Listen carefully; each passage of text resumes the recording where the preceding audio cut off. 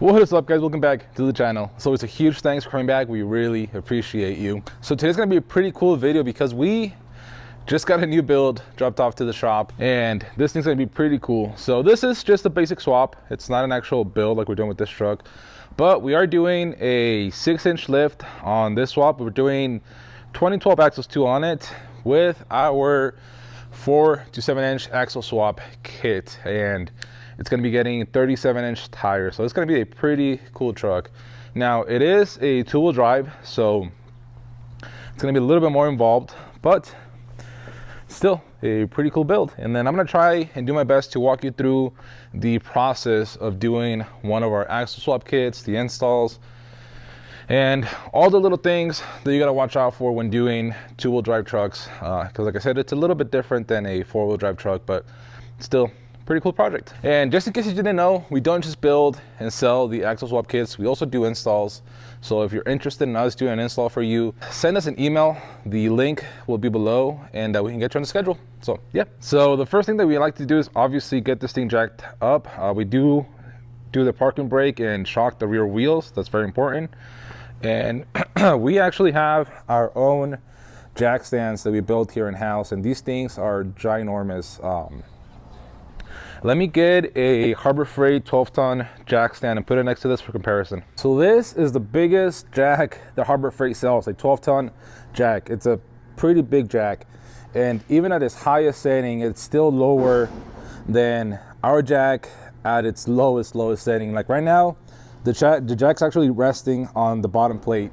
It's not even on any of the adjustments, and it's got quite a ways to go from this jack. So again, that's what we use, just to make it a little bit easier, because we don't have a 2-post lift yet, but we've done it on those jack stands plenty of times before. You just got to get them up on some wood, some blocks, but again, like I said, it'll still work. Okay guys, once you have your truck properly jacked and secured, the next step is removing the suspension. Now on 2-wheel drive trucks and F250s with the I-beam suspension, the best way that we've found to remove this is to remove each side as a component, as a set. So your radius arm and your beam. And what you want to do is remove your steering, remove your hardware holding the beam in and your radius arm, as well as your coil. The last thing you're going to leave in place is your shock, which is going to be holding on your entire assembly. Now this is a pretty substantially heavy assembly, so you want to have a way to support it so it doesn't just come crushing down on you. The best way that we found is by using something like one of these Harbor Freight jack tables. We can also use, if you have a buddy, use a jack and have someone steady it as you take it out, because again, this thing is really heavy. So again, that's the easiest way to remove all of this. We've been working on all this like maybe an hour.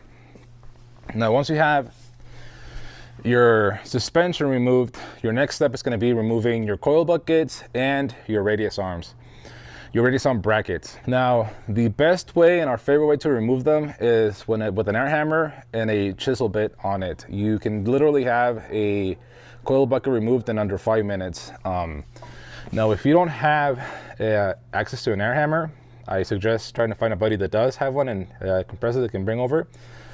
But if you can't get one over, the next best way is by cutting an X on the head of the rivet and chiseling the head out and then punching the rest of the rivet through. That will take you quite a bit of time, but it's still definitely doable. But again, if you have access to an air hammer, definitely try your best to get it, because it'll make your life a lot easier. So anyways, I'm going to show you that process with an air hammer.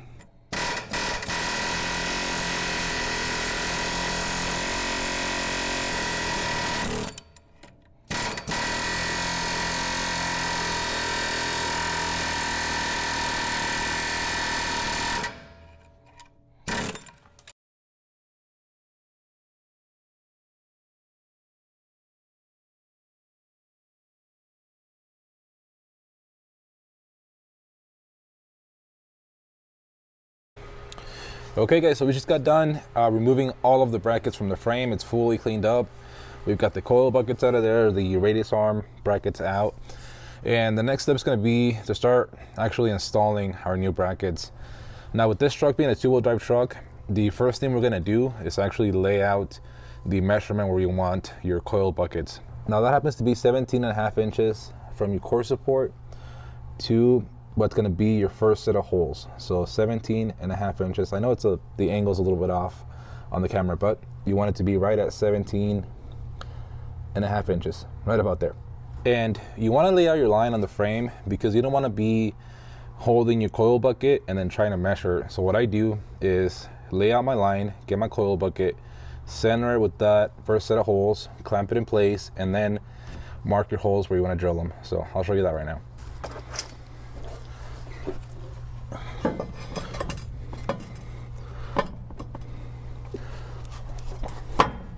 Okay, so we've got it lined up in place where we like it. And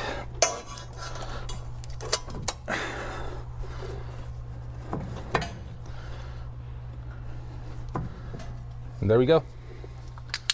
Just like that, we've got that lined, centered on those holes. And like I said, we can go ahead and actually mark these holes like this and get them ready to drill. Okay, so we have our coil buckets in, all of the hardware is in, nothing's tight yet, but it's all in. The next two steps are the pitman arm, which is already installed, and you gotta install your 2 5/8 bolts for the track bar bracket. Now these bolts come with some tabs. This is a shorter tab. You just install it through this hole in the frame after you removed the rivet that's there. On this other one, you're gonna have a small pin. You can just hammer that out, and this is going to be the 5/8 bolt with the longer handle to it. Now usually if your truck is a 4-wheel drive, you'll have to remove your bumper and insert this bolt through the frame horn. This truck being a 2-wheel drive, you can actually install it through the open portion in the frame.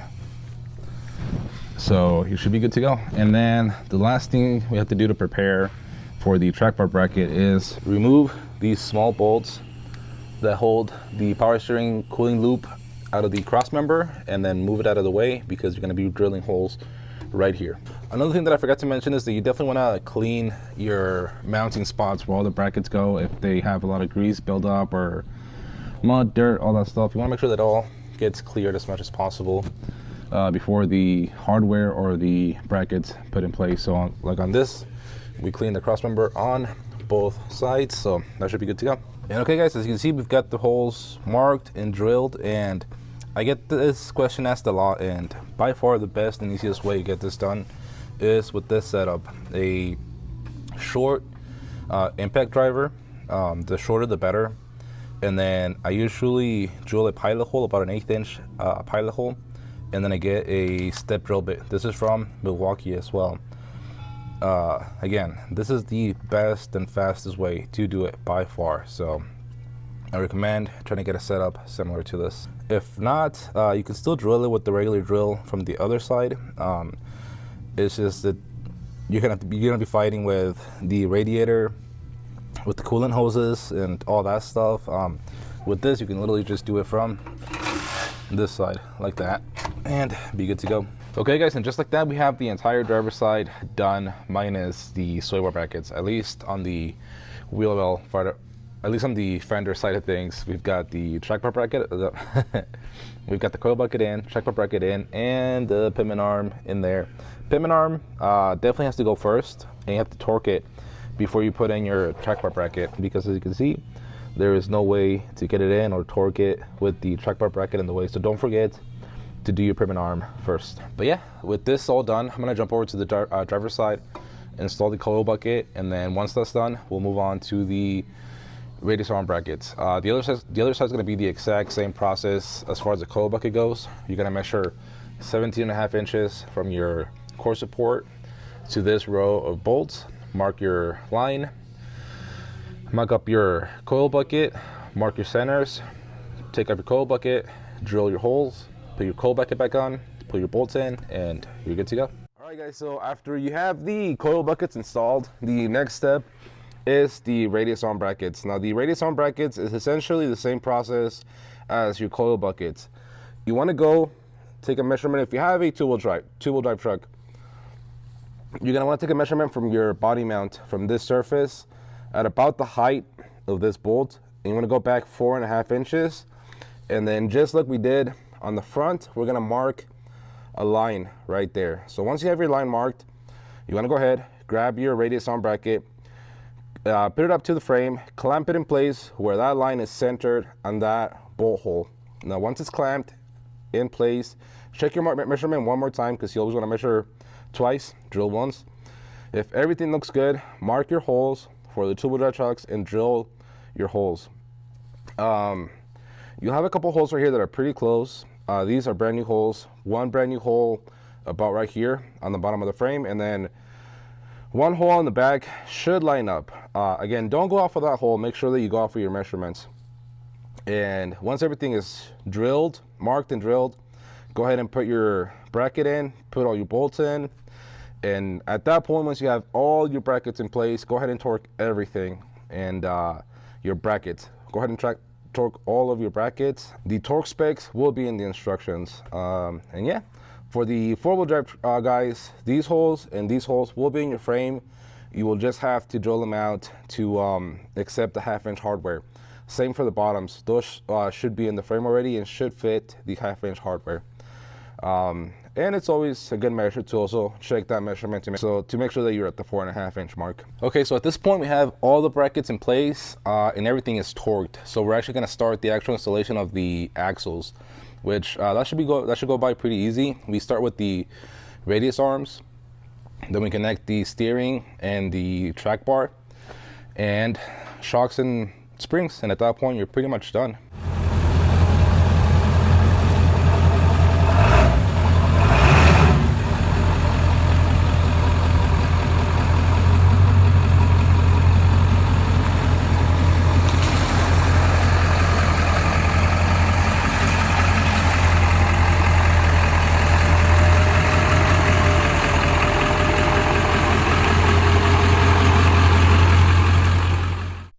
Okay guys, so I want to take the time to show you the difference between what a two-wheel drive stock OBS to a axle swapped on a 6-inch lift OBS is, and it is massive. Like we're straight up squatting right now. And yeah, definitely can't wait to get it pulled back in there and do the rear end. I think we're gonna choose to actually take off the bed just to make our drops a little bit easier. But because we're also gonna do these devers, and then the customer actually brought us. We bought the devers from PMF again, like we did the ones for Dirty Girl, and the customer actually also picked up a set of PMS brackets to do the swap. We were gonna use this truck to design our own brackets, but since the customer already brought those, we're just gonna go ahead and install those on this truck, and then for my truck we'll use that to design the brackets for it. So I mean, it makes our job a little bit easier, a little bit faster, and we should be done with this by tomorrow, hopefully. So yeah.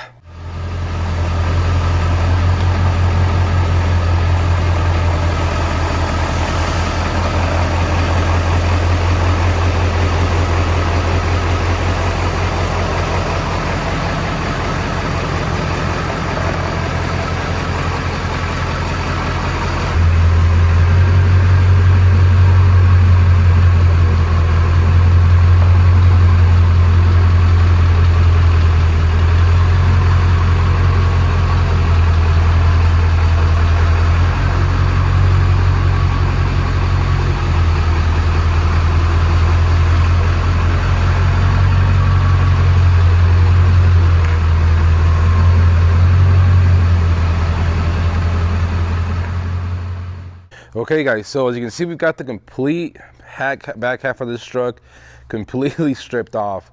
And let me tell you, if you can take the bed off of your truck and it's not too big of a hassle for you, do it. It will save you so much time and energy when doing this swap. I don't know if you guys saw the episode when I made that jib for our forklift to be able to take beds off, but that made this whole process so much easier. We had the bed off of this truck in under 30 minutes, I think like 25 minutes, more or less.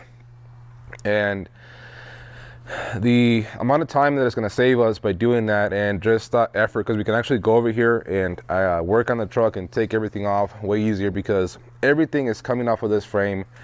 These hangers, the landing pads for the overloads, the bomb stops, those pads, and those hangers are also coming off. Also, I don't know if you can tell, but I've been sick for like 2 weeks already, so if my voice sounds even worse than it usually does, I'm sorry. But yeah, like we said, there's a few ways to install the OA Plus leaves on these trucks, and the reason why I haven't made a kit is because of that. Like it can be pretty easy, honestly. All you gotta do is remove this hanger, and then this bolt hole will move 8 inches, which ends up landing right there.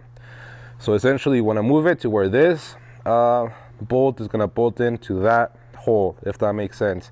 And you wanna make sure that you keep everything at the same level. And then the only thing that obviously sucks about doing that is that you're gonna have to drill 5 more holes. So these 2, and then the 3 going over here like that. And that's basically all you gotta do. Oh, and you're also gonna make these holes larger, because I believe the hardware that these things take is 20 mil, so you got to keep that in mind. And then for the rear, all you got to do is, I believe we use the OBS shackle. We just make the hole again bigger to fit the bigger hardware for the leaves. Again, not necessary, because we're going to be using that PMF kit. And again, I'll show you that kit once we start installing it, but it's a really nice kit. I definitely like it. Again, all we got to do now is remove a buttload of rivets. Something new that I think we're going to be adding to the store are these shock tabs that I've been making for the axles, because as you know, the OBSs have both shocks facing forward, and the Super Duties have one facing forward and one facing back, so you gotta flip one around. So we made our shock tabs, as you can see on Dirty Grill, that you can weld on your axle, and that way you don't have to figure anything out. So if you guys want me to throw those on the website, I'll throw them on there. Okay guys, and we have the rear end pretty much under the truck and very, very close to being done. Basically the last few things that we gotta do is put the drive shaft on. We gotta lower the carrier bearing. The lift kit comes with shims to lower it, so that should be good enough for that. And just in case, for guys that are wondering, the way that we get the rear axle to work is we buy that adapter flange for the axle and that U-joint, and that'll all bolt right in. We are actually working on having those just on the website for now. If you go to the online store and click on the support tab, there will be a link that says Amazon storefront. If you click on that, it'll take you to my Amazon storefront. That has a bunch of the extra little parts that you need to complete the swap. You can just get all that stuff on there, but we are working on getting all that stuff just on the website, so you can buy it all as a kit. Now, like I said, we gotta finish that, and then we gotta run the brake cables and install the shocks. The only problem we're having right now with the shocks is that the customer has this like 5-inch exhaust on it, and it's in the same place that the shock wants to be at. The original shock that this truck came with was already rubbing on the shock, and this isn't any better. The shock's a little bit bigger, so we gotta try and pull this a little bit away from it so we don't have any clearance issues with that. And again, we installed some Deaver leaf springs, so we got some PMF. And again, the customer brought some PMF brackets to get that all installed there, and they're great. They look great. They're really beefy, and they worked perfectly to get everything installed. So we're pretty happy with how everything went in the back end of this truck, and in a couple of hours we should have it all put back together. Oh, with the e-brake cables, I get this question asked a lot. So what you want to do is basically route them back the way that they were on the OBS or on the Super Duty. So we're gonna screw this one to the shock tab, and then I think the other one's the same way. So we're gonna screw this line to the shock tab. The other one, I think it's the same way over there. And then on the frame side, we'll use this clamp to clamp him in place right there. Now after we have him clamped under the frame with that clamp, when we're not doing these hangers, and we're using the stock hangers, we'll take this bracket off of the frame. I believe it mounts somewhere over here, and we'll take that off. The next step is going to your lines, and as you can see, one of them is really long. So what we do is we take off this little connector, this to extend it. I believe this piece is to get the right length on the different configurations. So single cab, long bed, or crew cab, long bed, all that stuff. I believe that's what this cable is for, but we won't need it. What we do is also take this bracket off, and I believe we also take this off. Now what you're gonna do is this, one of these connectors, I think is a little bit bigger than the other. If not, just matching them up to these two holes. I hope I'm making sense. Like I said, I'm pretty sick, but you wanna bring your cable back here to where it was, and you don't want this to end up very taut. You want it to be a little bit loose, but not too much. You also don't want a lot of slack in this line. So usually the way that I do it is I'll position this thing at about a place where it will allow me to connect these two lines with this connector, which is on your OBS, without fighting it too much. If it's really tight, this is gonna end up, and you also want this to be off while you're doing this. But if this is too tight, if you're struggling too much to put it on, once you're done with it, your brake pedal's gonna have too much tension on it, which will end up most likely breaking this piece, and you don't want that. So you're gonna have to play with it a little bit to find the sweet spot where it needs to go. Now on this truck, again, I've never installed these PMF brackets, but they actually come with a little tab that I believe is for these brake lines. So I'm gonna use this, see if it works. If not, we'll do that again. The last thing you gotta know, this customer also got the PMF brake lines. You can get those. They're good quality brake lines. If not, what I've done in the rear and what I've done in the past is for the front, we've used the 05 through 07. I believe actually 99 through 07 brake lines work in the front. And all you gotta do is on the driver's side, you'll use the one with the little manifold block that goes from the master cylinder and splits it to the passenger and driver's side. On that block, it has a little mounting bracket that you gotta cut off a little bit of 90 that it has so that it can sit on the frame. And then on the line, it has another tab that secures it to the axle. You gotta cut that off too, and then you'll install it on the calipers, and then you'll install it on the axle slide. You do have to bend it a little bit in towards the axle so that it clears the tire. On the other side, it's essentially the same thing. Now for the rear, I like to keep the line that comes with the axle. You will disconnect it right here, and then on that same Amazon storefront, there's a link for an adapter that will go from your hard line to this soft line for the axle. A lot of guys will swap the OBS line onto the axle, that way it bolts in. I don't like doing that because even the stock Super Duty line is actually a little bit longer than the OBS line. So I'd rather buy that little adapter and get me more space for that line. And more or less, that is the entire process of installing the rear axle and then the front axle with our kit on your OBS. And again, we are now doing these swaps in-house, so if you want us to swap your truck, send me an email. It usually takes us about a week. And yeah, so again, if you have any questions, send us an email, drop us a comment down below. Don't forget to leave a like, to subscribe, and we'll see you for the next one.